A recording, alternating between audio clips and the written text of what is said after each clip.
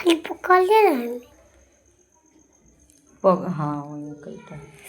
तब उसने छोड़कर चोर भाग गया। राजा के दूत साधु वेश्या को और उसके दामाद को देखा और वहाँ पर सामान देकर गए और प्रसन्नता से दौड़ते हुए राजा के समीप जाकर बोले, यह हम राजा के धन रख कर दोनों वेश्या को लेकर आए हैं। प्रसन्न देखकर राजा को समीप जाकर राजा ने कुसुम विस्पति की देव की आज्ञा के कारण ए बनी हमें तेल डाल कर उसने कुछ भी नहीं समझा और करगार में डाल दिया।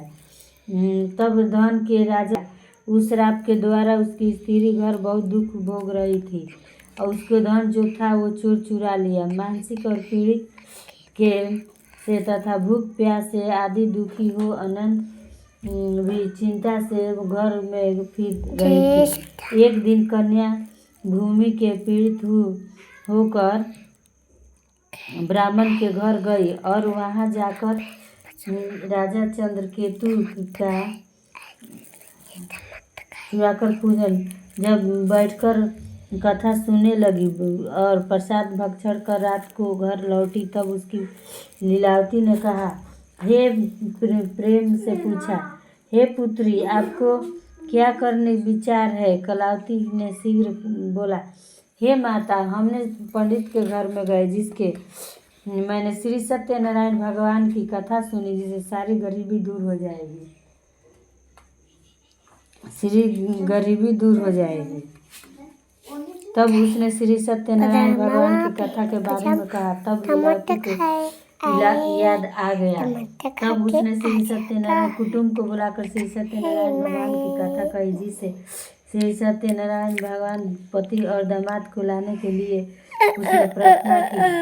तब श्री सत्यनारायण भगवान ने संतुष्टि होकर राजा चंद्रकेतु को सपन में कहा कि हे राजा, तुमने जिस आदमी को जेल खाने में बंद किया वो निर्दोष है, उस वेश्या को छोड़ देना, नहीं तो मैं तेरा धन और पुत्र को नष्ट कर दूंगा। ऐसा कहकर भगवान अंतर्ध्यान हो गए और प्रातःकाल राजा चंद्रकेतु जगा। सपन में के साथ बैठकर बोला, सबको अपना सपन सुनाया और दोनों वेश्या को शीघ्र ही छोड़ने का कहा। उन्होंने भगवान चंद्रकेतु सुनने की वेश्या के बंधन को खोल कर ये पास जाकर विनय पूर्वक कहा कि दोनों वेश्या को बेड़ी से बंधन से मुक्त करा दो। इन दोनों चंद्रकेतु को प्रणाम कर पहली बातों का स्मरण करते हुए डर के मारे कुछ न कहा। राजा ने दोनों वेश्या को देखकर आदर सहित कहा, प्रबंध अपने अत्यंत दुख उठाया परंतु सब कुछ डर नहीं है और उनकी बेड़ियां निकलवा कर हजामत बनवा दिया। राजा के उनको आभूषण दे दोनों को कहा कि अब हमने 4 घर जाए। दोनों ने राजा को नमस्कार कर कहा कि अब आपकी कृपा से जाए। यहाँ दोनों वेश्या ने अपने घर को चले गए। सूजी बोले, वेश्या मंगल चरण यात्रा। जय हो श्री सत्यनारायण भगवान, जय हो महावीर, जय त्रिलोकीनाथ भगवान। श्री सत्यनारायण भगवान वेश्या से पूछा, हे साधु, तेरी नाव में क्या है। तब अभिमानी वेश्या ने हंसकर उत्तर दिया। तब सत्यनारायण भगवान ऐसा कहकर तुरंत ही दंडी उसके पास चले गए और कुछ देर जाकर किनारे आसन जमा दिया। दंडी ने चले जाने पर वेश्या को नित्य क्रिया के पश्चात नाव को ऊंची उठ देखकर बहुत आश्चर्य हुआ तथा नाव में घास भूसा आदि देकर मूर्छित हो भूमि पर गिर पड़ा। पुनः मूर्छा खुलने पर वेश्या बहुत चिंतातुर हुआ। उस समय उसके बाद दामाद ने कहा कि आप शोक न करें, यहाँ दंडी साहब वहाँ सब कुछ कर कहते हैं, इससे संदेह नहीं। मैं अतः उनकी शरण में चलना चाहिए। तब हमारी इच्छा पूरी होगी। दामाद ने वचन सुनकर वैश्या दंडी के पास पहुंचा और दंडी को देख अत्यंत भक्ति से आदर नमस्कार कर बोला, मैं आपसे झूठ बोला था, उस के अपराध क्षमा करें। इस प्रकार बार बार धरती पर नमस्कार कर वैश्या के इस तरह का विलाप कर देखते हुए बृहस्पति देव गुरु भगवान श्री सत्यनारायण भगवान ने कहा कि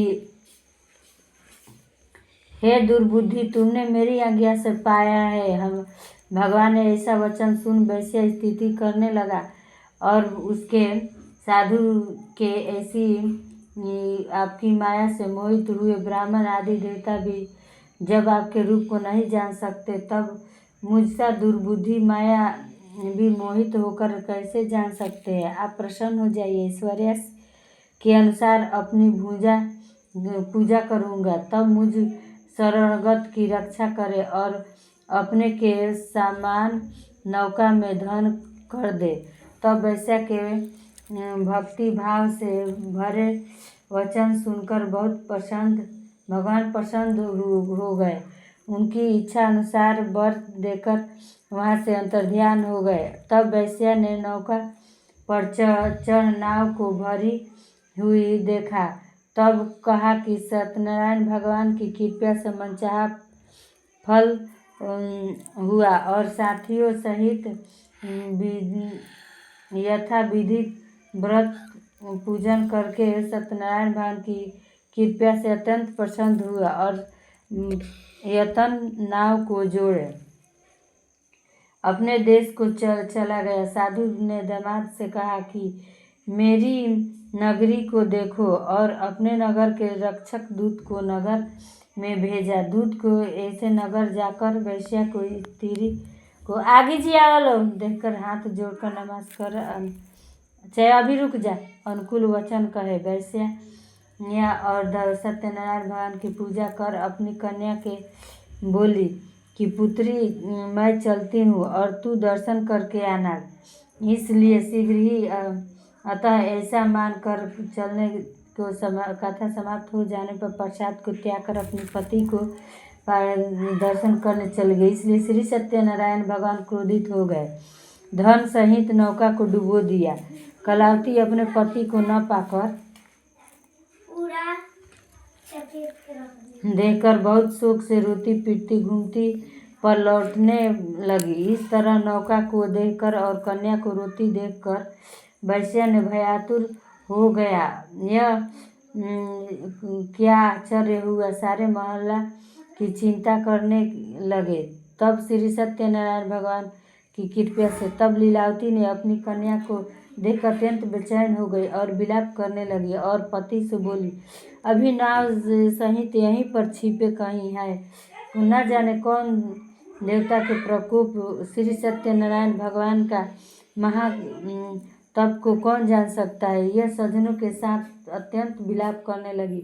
लीलावती कहने लगी, गोद में लेकर रोने लगी और कलावती कन्या के स्वामी को न पाकर दुखी हो खड़ाऊ लेकर सती होने का निश्चय किया। कन्या को ऐसे विचार देख वैश्या और स्त्री अत्यंत सुख से पीड़ित हो चिंता करने लगी। यह तो सत्यनारायण भगवान ने नौका को हर लिया, अथवा मैं उसकी माया को मोहित से नहीं जान सकता। धन ऐश्वर्य के अनुसार श्री सत्यनारायण भगवान ऐसा हमारा मनोरथ सबकी बुलाकर कहा। तब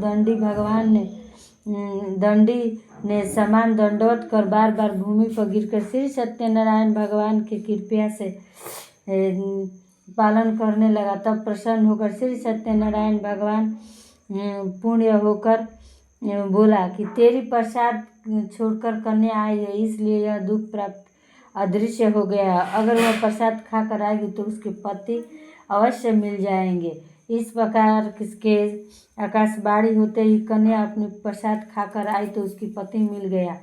इस प्रकार की वह कलावती अपनी पति को पाकर बड़ी खुश हुई और चल दिया, क्योंकि वह अपने पति से बोली कि अब क्यों देर किए हो, अब अपने घर को चले। विधि विधान के अनुसार पूजा कर बंधु बांधव सहित उसका मांस पुण्य संक्रांति सहित श्री सत्यनारायण भगवान की विधि से पूजन कर इस लोक में सुख को भोग कर मरने के पश्चात स्वर्ग लोक को प्राप्त हुए।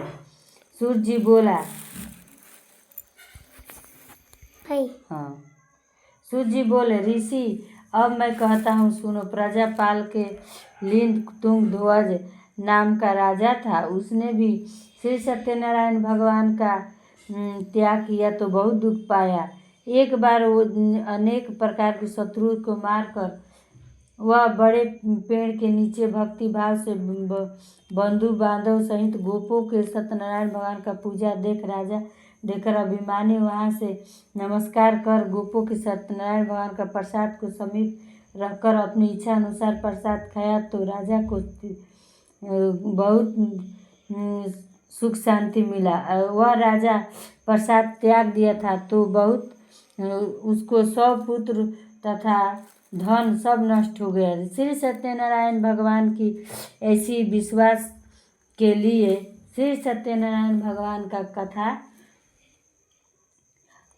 और पूजन किया जाता है। ऐसे की ही विचार कर गोपों ने समीप राजा को उसके भक्ति भाव से और श्री सत्यनारायण भगवान का विधि पूर्वक पूजन किया। वह सत्यदेव की कृपा से धन पुत्र आदि को युक्त हुआ तथा संसार में सुख का भोग कर स्वर्ग को प्राप्त हुए। जो मनुष्य इस दुर्लभ सत्यनारायण भगवान का व्रत कथा अथवा फलदायिनी कथा सुनता तो भगवान की कृपा से उसको धन ऐश्वर्य को प्राप्त होता, निर्धन धन को पाता और बंधु बांधव से छूटता, भय से मुक्त हो जाता। इस तरह संदेह नहीं, मनचाहा फल भोग कर धन से सत्यलोक को पाते हैं।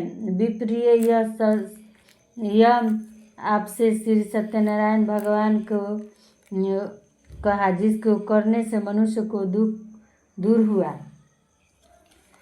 और छूट जाता है। विशेषकर कलयुग में श्री सत्यनारायण भगवान के फलदायिनी भगवान को कहा जाता है। श्री सत्यनारायण भगवान की इसको कथा सत्यदेव कहते हैं। अनेक रूप में इसका मनवांछित को पूरा फल देते हैं। कलयुग में विष्णु से श्री सत्यनारायण भगवान का सनातन रूप में इच्छा फल देकर देने वाला होता है। ऋषि को नित्य पढ़कर सुनना चाहे। श्री सत्यनारायण भगवान की कृपा से उसके सब पाप नष्ट हो जाता है।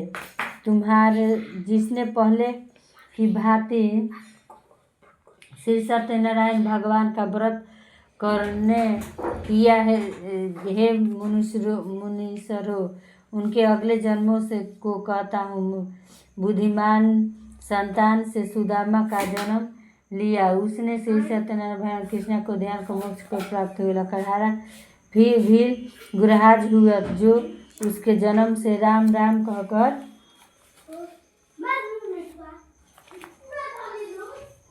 सेवा कर मोक्ष को प्राप्त